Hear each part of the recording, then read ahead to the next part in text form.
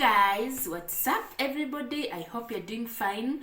Welcome and welcome back to my channel, Real Ruth. My name is Ruth and I do videos about lifestyle, cleaning, motherhood, a little bit of business and any other entertaining content that you wish to hear from me. So guys, welcome so much, and if it's your first time being here, kindly consider subscribing and smash that notification bell so that you'll be notified whenever I put up a video. So guys, I'm here, and on today's video I just want us to talk. I want us to talk about so many things, and it's long since I did a sit down, and I'm here with an interesting story. I want us to learn from each other. I want us to interact and get to know 1, 2, 3 things. So guys, I hope you stay here till the end, and hope you are going to be educated, and hope you're going to educate me too. So guys, let's get started. And I just have a story. I have a story of my own, and I want to share it with you guys, hoping that it will touch you somewhere. I don't know where, but I know it will touch you somewhere. So guys, give me your ear, be my audience, and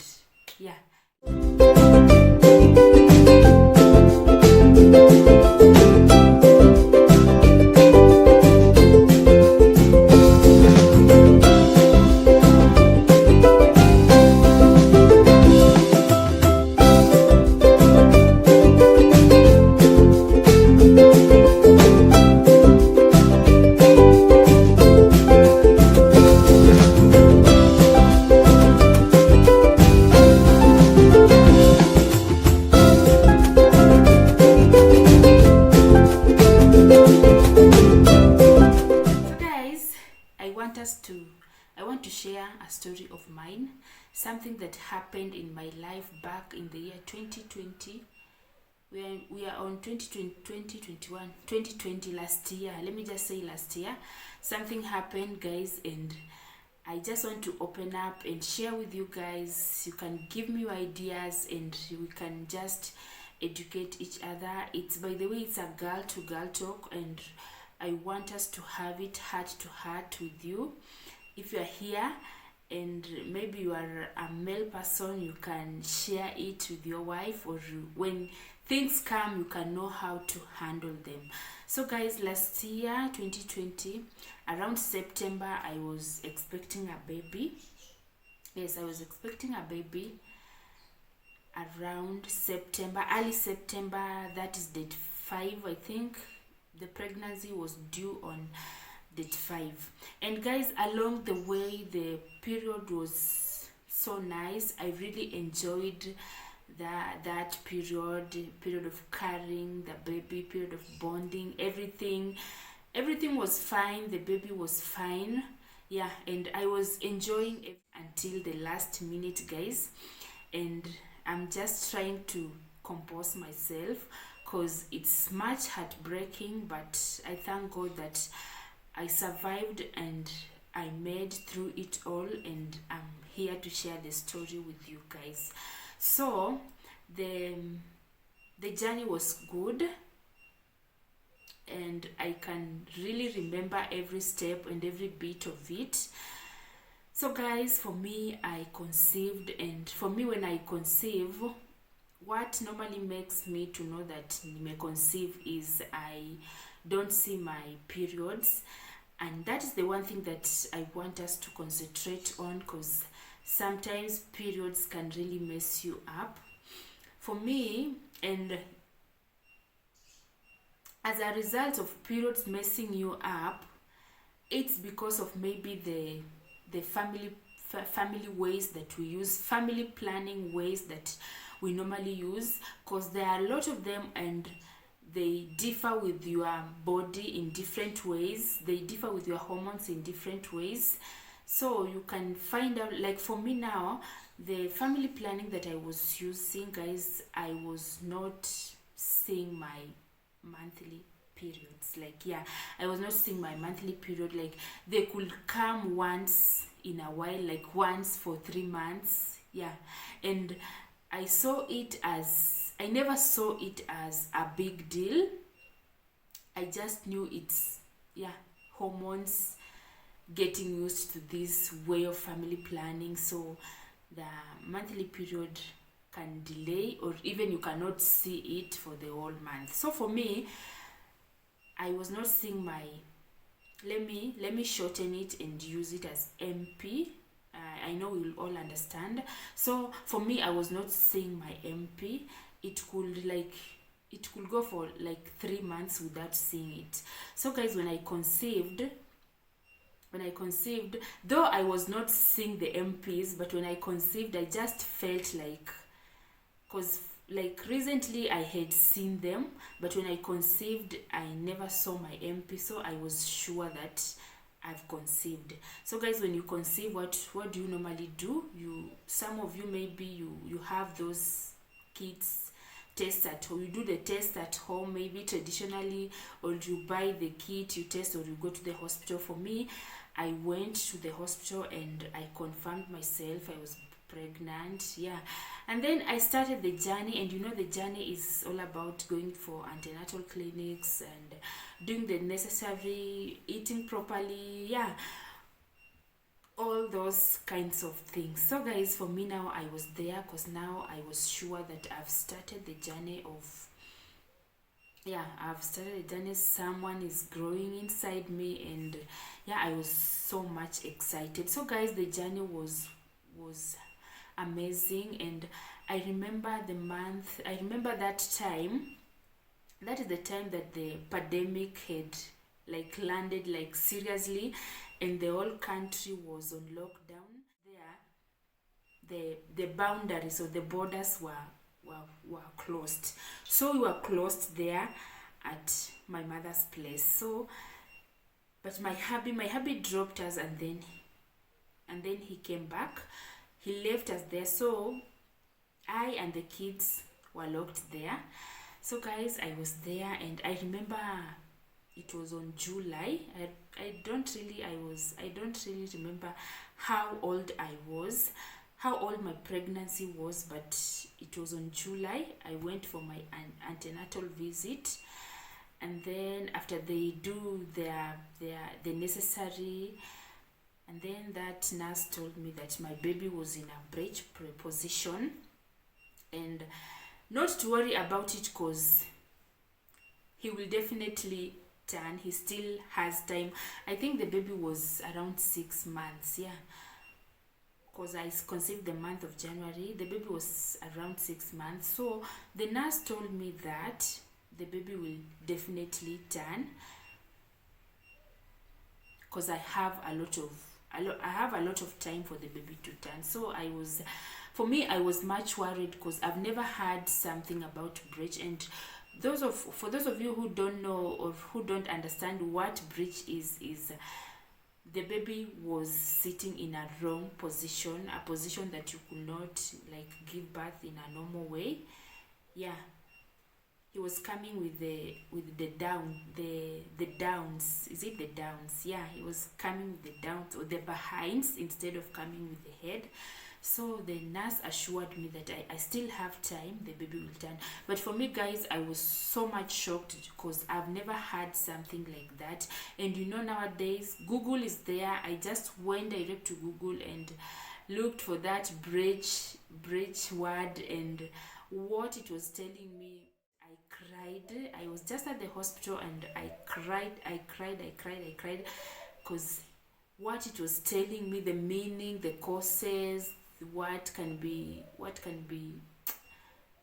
yeah, how things can get spoiled due to that breech presentation. It was terrible, guys. So I was there now. What can I do? Just to wait if the baby will turn. Now, guys, that one brought me to doing a lot of ultrasound, guys. I really hate ultrasound. For my first 2 girls, I don't do ultrasound. I just carry the pregnancy, give birth, and find the gender as a surprise. I normally surprise myself with the gender, and of course you can just feel what you're carrying inside there.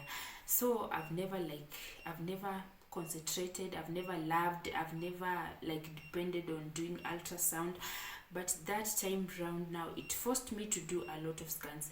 So I was like doing scans like every month, because I was eager. I really wanted to know if the baby has come into the right position. So guys, I was like every month going to do the scans, and you know the stories about scans. The moment you do a scan today, it can give you a due date, and then when you go back there to do another scan, it will give you another different due date. So guys, I was getting confused as months and weeks and days goes by.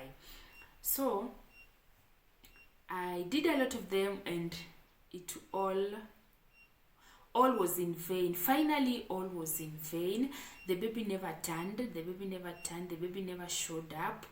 So what I did, guys, when now I was almost that 5th, because I was supposed, the pregnancy was due on 5th September, that is last year. So the last minute, I now started running up and down looking for a gynecologist. Guys, I hope you are noting the important points. Here we are talking about the MPs, we are talking about the family planning, and then we are also talking about this ultrasound, and we are also talking about the gynecologist. Now the gynecologist is coming in, because for me, guys, I found myself rushing and looking for a gynecologist for the last minute.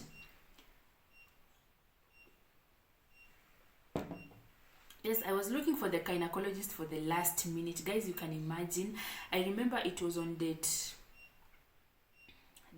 I think it was on date 3 is when I called someone, and even that is when I started sharing with my friends. I had not even shared with my friends. I was now so much worried, because like the relatives were telling me just opt and go for a cesarean, just go give birth through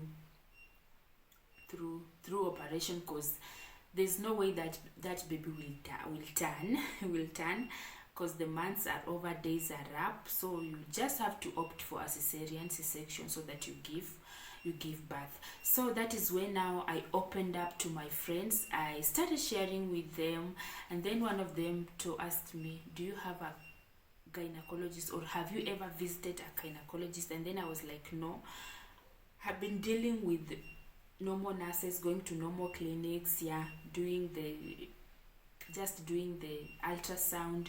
That is, then she gave me contact to Dr.NYAMU. That's a gynecologist from modern Komarock. It's along Utawala, Mombasa Road. It's along Mombasa Road, Utawala. Now I was connected to Dr.NYAMU. That was on date 3. And then I happened to call him, and of course, you know, when you call someone like that, he will give you an appointment. So he told me, come on Wednesday, and luckily enough, that Wednesday that he booked me was the day that I was supposed to give birth. I remember it was on a Wednesday. So Dr.NYAMU is only available on Tuesday, Wednesday, and Friday. So I happened to go there on Wednesday.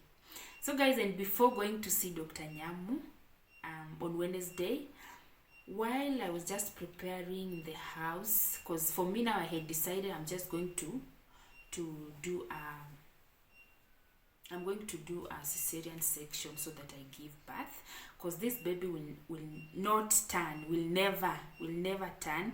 Time is up. It's another highest time that I just decide to have a cesarean section, so that I give birth. So for me, with my hubby and the help of some relatives, I had decided I'm going to have an operation. So guys, we went there, and even before going, while just preparing the house, I woke up very early and I was not hearing the baby kick. The baby was not moving. The baby was not kicking. The baby was much quiet. And I reached at a point where that I started pressing my stomach, because when you're carrying a baby, you sometimes you normally try every means to hear the baby move or to hear the baby kick. So for me, I tried like pressing my belly or massaging it just to hear the baby if it will kick, but it never happened. So I think I woke up at 5 a.m. and I was like, I told my hubby, I'm not feeling the baby is not moving, the baby is not like ni kama hata mtoi hayuko. And then he was like, you are imagining. He was like, you are imagining or you are worried about the CS. Just put yourself together, everything will be fine. So, and before we went, I had the baby like kick. He just kicked like once like this. And then that thing gave me hope, and I told my hubby, I've had the baby kicking. I know now everything is fine. He just kicked once and that was it, guys. So we went there at Modern Komarock, and I went late. I got a very big line. So we went there, I explained everything, and then the doctor told me, go and get another scan. Guys, I can tell you, I did a lot of scans. I did a lot of them. And maybe in the comment section, guys, you can just tell us how the lowest or the highest times of ultrasound one can do. So guys, I went downstairs, I went for an ultrasound, and then while there, even the person who was doing the ultrasound did not take like a lot of time. He just on the machine akafanya hivi, and then he was like I'm done. I never had the breathing, I never had the heartbeat, and inside me I felt things are not okay. Guys, I started crying while there on the bed. And then this guy, I was like, what's happening? What are the results? He told me, take it back to the gynecologist. He will explain everything to you. So with my curiosity, I decided to pull out the paper a little, and what I saw was zeros from top to the end. Or from top to the bottom, I only saw zeros. So guys, I cried. I remember I cried. I didn't have the energy of walking from the ground floor to the, I think it was third floor where the doctor was. I cried. But now what will I have done? So we went there, and the gynecologist told us that breech presentation can't kill a baby. The baby was being tied by a cord. He was tied by a cord, and maybe that is what has killed the boy. That was what the doctor told us. But he was like, breech cannot kill a baby. In fact, breech, you can move the baby, like you can move the baby manually. But now you came late and this has happened. We just have to find another way of removing it. So guys, that is what happened. As in, I lost the baby. I lost the baby. I lost the baby. So, and I thank God because of Dr.NYAMU, because he was like, now we cannot do a CS. we cannot do a cesarean section and yet you have lost the baby. We don't want to give you another scar and yet you have another scar. What we'll be doing is we are going to induce you so that you just push the baby normal. And then I was like, how will I push the baby normal and the baby was in a wrong position? You know, that is just endangering my life. Like, yeah, I was like, I was sweating, I was asking myself so many questions, but I said, since I'm in the hands of a gynecologist, let me just forget everything and believe that things will be fine. So guys, I went there, I was admitted, I was induced, yeah, and then I just pushed the baby normally and it came out. So guys, what they did is the baby was turned manually. The hand was inserted. Guys, you understand? The hand was inserted and then the baby was turned. You can imagine turning the baby manually with the hand of a man who has eaten ugali, a man who guys, I'm laughing because it amazes me how I survived that scenery, because I was just on a dying bed. But I thank God. God gave me another chance. Of course, when you're given another chance, babies will always come. I'll see you. So guys, the baby was turned manually by the help of the hand, and then I just pushed and then it came out though, and I saw the body of my lifeless boy and I was like, oh no, but I could do nothing. So guys, that is what happened. That was last year, date 5 September 2020 was a black date for us, but we thank God I was fine and the process went on smoothly, and yeah,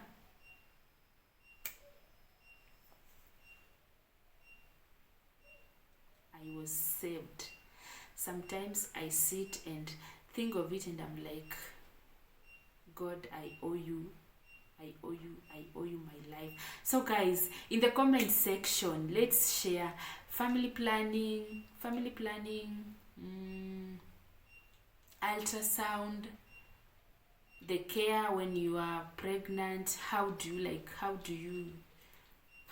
incorporate them, guys? So I appreciate you so much, and just in the comment section let me know maybe which family planning works best for you, and if you are using family planning, do you see your monthly periods like every month? How many times are you supposed to do like ultrasound? Of course, nowadays I hear that you do when you beginning your clinic and at the end of your clinics. Those are two. I think two are enough. If you do more, maybe 3. That is what I was told. You can, if you have done a lot, it's 3, but 2 are enough. First at the beginning and then the second one at the end of your when you are almost giving birth. And then guys, also family planning are just contradicting, and yeah. So in the comment section, guys, let's just connect, let's chat, and let's educate each other, because yeah, today it's me carrying, tomorrow you are the one carrying. So guys, I appreciate you so much and thank you so much for watching till here. If you haven't subscribed, smash that subscribe button and put on your notification bell. Guys, thank you so much.